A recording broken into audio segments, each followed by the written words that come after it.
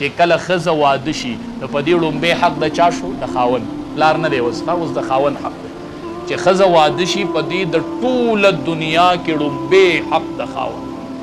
خاوند وایي دا وکړه، پلار وایي دا وکړه، د خاوند به مني او د پلار به نه مني. بس د پلار حق هله و چې دا واده شوې نه وه، چې دا واده شوه اوس د خاوند حق په دې راځي. دا به د خاوند مني او د پلار به نه مني، د خاوند به مني او د مور به نه مني، ځکه لومبی حق په دې د خاوند وتړل شو. لومبی حق پې د خاوند راځي. د خاوند ډیر لوی حق دی. امام الانبیا فرمایي دا یو خبره کافي د زنانو دپاره. نبی علیه السلام فرمایي که ما چاته حکم کولی چې یو تن دې بل ته سجده وکړي، که دا روا وي او ما حکم کولی چې یو تن دې بل ته سجده وکړي، لامرت المرأة ان تسجد لزوجها، ما به ښځې ته حکم کړی چې ته خاوند ته سجده لګوه. که دا روا وي د الله نه علاوه بل چاته، نو ښځې به خاوند ته سجده لګوه. د دې نه د خاوند د حق اندازه معلومه. که سجده روا وي ښځې به تندې په ډاګه کېښود، خاوند ته به سجده لګوه. خو دا روا نه ده.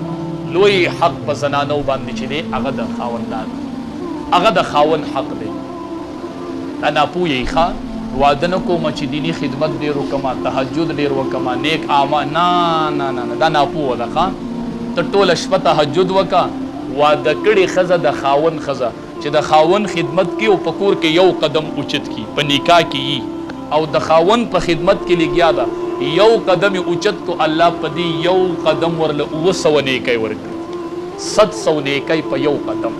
دا غیر شادي شده ښځې ته نه میلاوي، دا چې د خاوند ښځه دا تکالیف برداشت کوي، دا خدمت کوي د خاوند، په دې ذمه دارۍ راغلي دي، د دې ژوند کې کمی راغی، په دې د بچو خدمت راغی، دا ډېر سړی غواړي هغه نشي کولی، په دې وجه الله ډېر اجر ورکړي چې دا د خاوند په نکاح کې